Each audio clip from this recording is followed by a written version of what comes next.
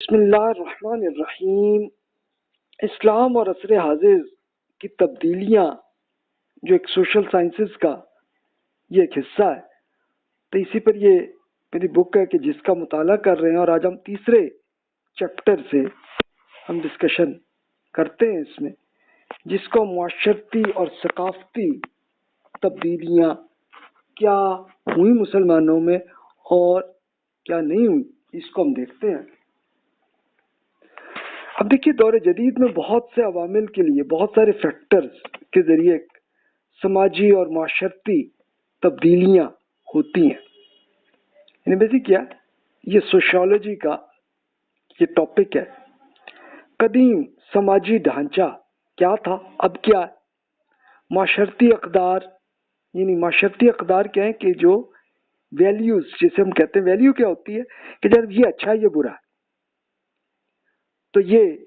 پہلے کیا تھا اب کیا؟ خاندانی نظام ہوتا تھا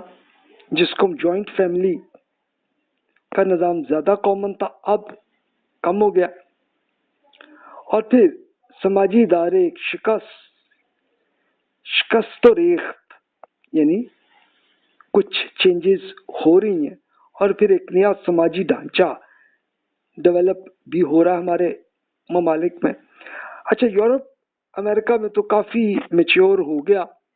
ہمارے ہاں بڑی چینجز آہستہ آہستہ اسٹیپ بائی اسٹیپ ہو رہی ہیں۔ ظاہر ہے یہ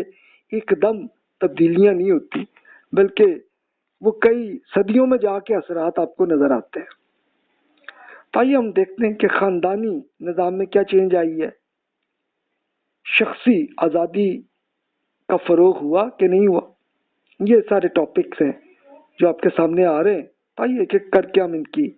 بات کرتے ہیں۔ خاندانی نظام میں آپ دیکھیے کہ ایک مشترک خاندان کا پورا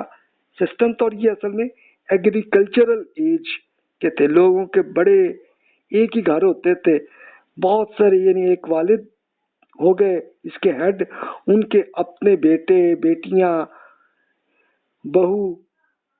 پوتے پڑپوتے، وہ سب اکٹھے رہتے تھے ایک ہی گھر میں، اور گھر کا کھانا بھی مشترک طور پر ہی پکتا تھا۔ پورا کھانا سارے وہی کھاتے تھے، ایک ہی کھانا۔ اور گھر کے اخراجات میں مختلف بیٹوں میں ان کی آمدنی کے لحاظ سے پھر تقسیم کرتے تھے۔ اچھا، ہوتا کیا کہ اب وہ جو دادا جی جو پورے مینیج کر رہے ہیں اپنے گھر کو، تو کیا ہونا کہ ان کے جتنے بیٹے ہوں، ان کے 2 ہوں 3 4 جو بھی ہوں، وہ جو کچھ بھی کماتے، چاہے وہ سیلری سے آتی یا ایگریکلچر طریقے سے جو آتی، وہ آ کے اپنے والد صاحب کو پوری رقم دے دیتے، اور پھر والد صاحب اس کے لحاظ سے فیصلے کرتے تھے کہ جناب یہ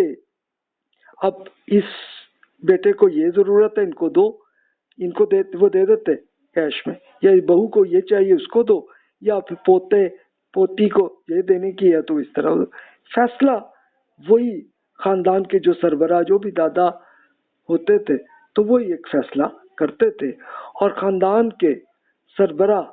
کے حکم عدولی کو جرم سمجھتے تھے۔ ایک یہ فرق تھا۔ اچھا، یہ مسلمانوں میں بھی تھا، ہندوؤں کے ہاں بھی تھا، سکھوں کے ہاں بھی تھا، عیسائیوں کے ہاں بھی یہی تھا یہ کلچر، اور یہ کوئی صرف انڈیا تک ہی نہیں تھا یہ، بلکہ اور یورپ میں بھی یہی کلچر تھا۔ جوائنٹ فیملی کا یہ لفظ ہی آپ دیکھ لیں، انگلش کا لفظ ہے، تو یہ بھی ان کے ہاں ہوتا تھا، لیکن وہ بھی اسی طرح ایک جوائنٹ فیملی کی طرح ہی رہتے ہوتے تھے۔ اچھا، وراثت تقسیم نہیں ہوتی تھی، بلکہ ہونا کیا کہ اب وہ جو والد جو ہے جو وہ فوت ہوئے، تو وہ پھر بڑا بیٹا اس کا پورا مینیج وہی سنبھالتا تھا۔ اب وہ ٹھیک ہے کہ وہ بڑا بیٹا جو ہے وہ اب اپنے چھوٹے بھائیوں بہنوں سب کو جو کچھ بھی ہے وہ دیتا، لیکن فیصلہ بڑے بیٹے کے پاس ہی آتا تھا، اور یہ یورپ اور امریکہ میں ابھی تک جاری ہے، یعنی وراثت کو ڈیوائیڈ نہیں کرتے تھے۔ اچھا، کیوں ایجاد ہوا یہ طریقہ؟ یہ اس لیے کہ قبائلی کلچر میں یہ ایک رکھا تھا کہ یار جی جتنی زمین ہے ہمارے ہاتھ میں جس میں ایگریکلچر ہے، تو یہ پوری فیملی تک ہی رہے, کہیں اور فیملی میں نہ جاؤ, اسی لیے وہ بیٹیوں کو وہ نہیں دیتے تھے وراثت میں, کیونکہ اس لیے کہ بیٹی کی شادی دوسری فیملی میں چلی گئی تو وہ پھر, اب ظاہر ہے کہ وہ پھر میری جو ہماری فیملی کی زمین ہے تو وہ ادھر چلی جائے گی. تو یہ تصور تھا.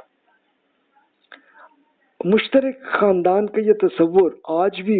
دیہاتی علاقوں میں, کچھ چھوٹے شہروں میں بھی آپ کو ملے گی ایگزامپلس, لیکن دور جدید میں ابھی چینجز آئی ہیں اور یہ اہم ترین تبدیلی آئی ہے کہ ایک مشترک خاندانی نظام کو چھوڑ کر اب یہ ہوتا ہے کہ جتنے بھائی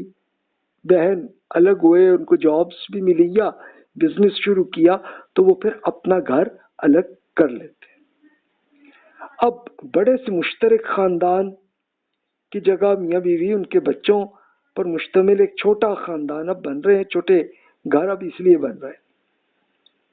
اب مشترک خاندان میں پھر یہ بھی تو ایک ایشو تھا نا. اچھا, اب سب سے پہلے میں نے وہی مثال دی کہ اب بیٹیوں کو وراثت نہیں دیتے تھے. قرآن مجید میں اللہ تعالیٰ نے یہ بتا دیا کہ بیٹیوں کو بھی وراثت دیں, بیوی کو بھی دیں, اور بیٹی نہیں ہے,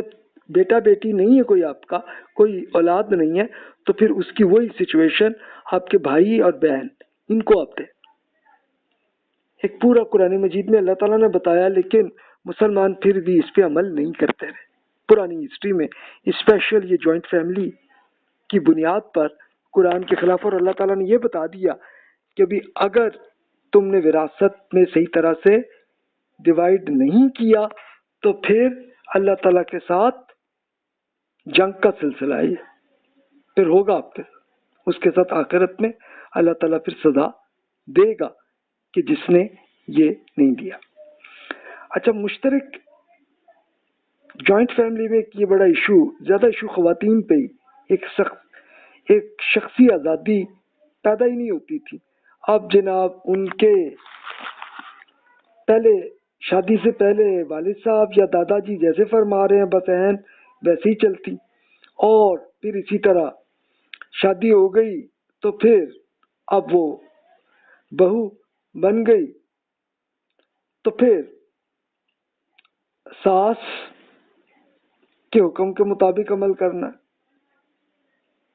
یا سسر کے حکم کے مطابق عمل کرنا. اچھا, خواتین کے لیے اس لیے یہ پریشر اس لیے ہوتا تھا کہ انہوں نے گھر پہ ہی رہنا, دن میں بھی رات بھی, تو اس لیے 24 آورس کے لیے کوئی آزادی نہیں تھی. ہاں چلو, لڑکے یا مرد جو ہیں وہ تو چلو ہوتا تھا نا اپنے کام کے لیے گھر سے نکل گئے کام کے لیے, تو چلو کسی حد تک انڈیپینڈنٹ ہو گئی آزادی, لیکن خواتین سے زیادہ پریشر گزرتا آتا تھا. تو یہ جو آپ نے بہت کچھ بکس میں یا اپنے ڈرامہ میں آپ نے دیکھا ہی ہوگا کہ یہ جو چلتا سلسلہ کہ ساس بہو کی جو ایک طرح کی کشمکش کا سلسلہ, یا آپ نے دیکھیں اس میں بڑی کامیڈی بھی آپ کو نظر آئے گی. تو لیکن اب الگ الگ جب ہوئے تو اب وہ اتنا نہیں ہے معاملہ. اور یہ اسپیشل تبدیلی کب سے ہوئی جوائنٹ فیملی کو ختم کرنے کا؟ تب سلسلہ ہوا کہ جس کو صنعتی نظام کہتے ہیں, یعنی جب انڈسٹریز بنی, پوری مشینریز بنی, تو پھر یہ ہوا کہ لڑکا یا مرد جو ہے اس کو اپنے گاؤں سے باہر جانا پڑا جاب کے لیے. تو اب وہ پھر اس نے والد صاحب کو بھی کہا کہ جی مجھے اکیلے رہنا بڑا مشکل ہے, تو میں اپنی بیوی بچوں کو لے جاؤں. پھر لے آئے, اور پھر آہستہ آہستہ یہ اسٹیپ آنا شروع ہوا, ایک دم نہیں ہوا. ورنہ پہلے تو اس کے والد کہتے کہ نہیں بھی تم اکیلے ہی رہو, اپنے بھائی تم رہو اکٹھے, دوست رہو اکٹھے ایک جگہ ہی, لیکن نہیں بہو جو ہے یہی رہے گی. یہ اس طرح کا بھی سلسلہ آپ کو نظر آتا ہے, لیکن اب یہ چینجز آئیں. تو ایتھیکلی اب میں انالیسس کرتا ہوں تو میں یہ کہوں گا کہ جناب یہ موجودہ ایک اچھی سچویشن ہے کہ جوائنٹ فیملی جب ختم ہوئی تو پھر ہر خاتون کو انڈیپینڈنس حاصل ہو گئی، اور اسی طرح مرد کو بھی انڈیپینڈنٹ شکل بن گئی کافی حد تک، 100% تو نہیں لیکن چلو نسبتاً بہتر حالت میں آ گئے۔ اب آپ دیکھیں کہ اب وراثت میں پھر بیٹی کو بھی حصہ مل جاتا ہے۔ خواتین اب زیادہ جاب کرنے لگیں، بزنس بھی کرنے لگیں، تو اب ان کی ایک اچھی انڈیپینڈنس آ گئی ہے۔ اچھا، بڑے خاندانوں میں عموماً لڑائی جھگڑے بہت ہوتے تھے نا، وہی جیسے میں نے وہی اگزامپل دی، ساس بہو، نند اور بھابھی کی لڑائیاں، دیورانی جٹھانی کی آپس میں لڑائیاں، یہ بڑی کہانیاں آپ اپنی فیملی میں بھی آپ سن سکتے ہیں، اپنے بزرگوں سے سن سکتے ہیں، اور ورنہ بکس میں آپ کو یا بہت ساری کہانیوں میں آپ کو ملے گی، ایون فلم اور ڈرامے میں بھی انہوں نے ایگزامپلس ڈیمانسٹریٹ کی ہوئی ہیں۔ تو یہی تھا۔ تو لیکن اب جب انڈیپینڈنٹ ہیں، آج یہ میں نے خود ایکسپیرینس دیکھا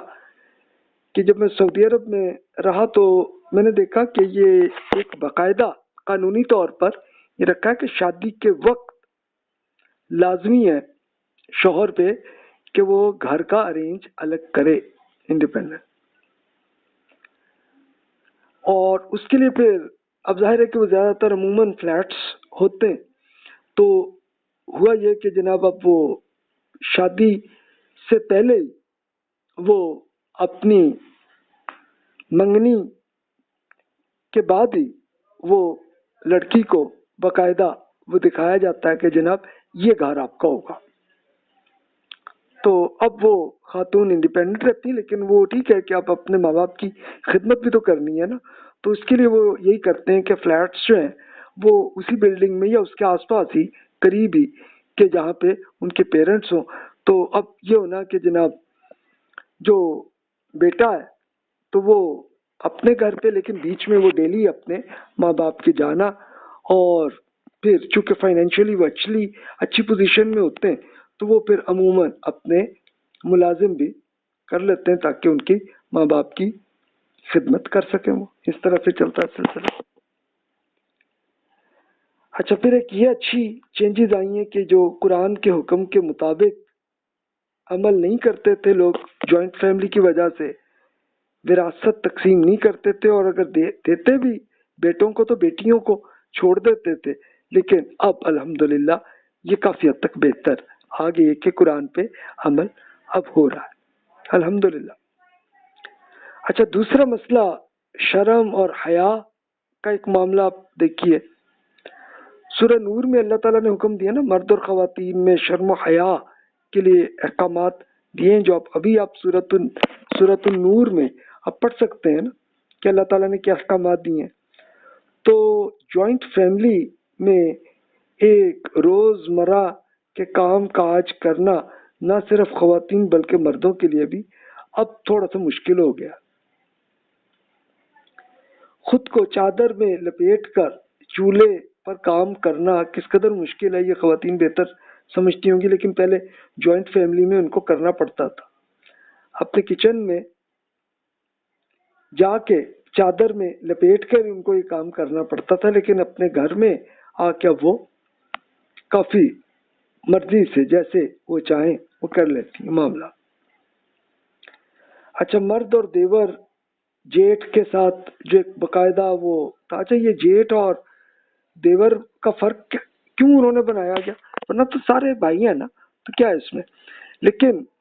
وہ اس لیے انہوں نے وہ بنایا ہوا تھا کہ جوائنٹ فیملی میں جو پہلا بیٹا ہے نا تو اسی کے پاس ہی یہ پوری وراثت اسی کے پاس ہی آئی، کیونکہ وہ جوائنٹ فیملی کو اپنا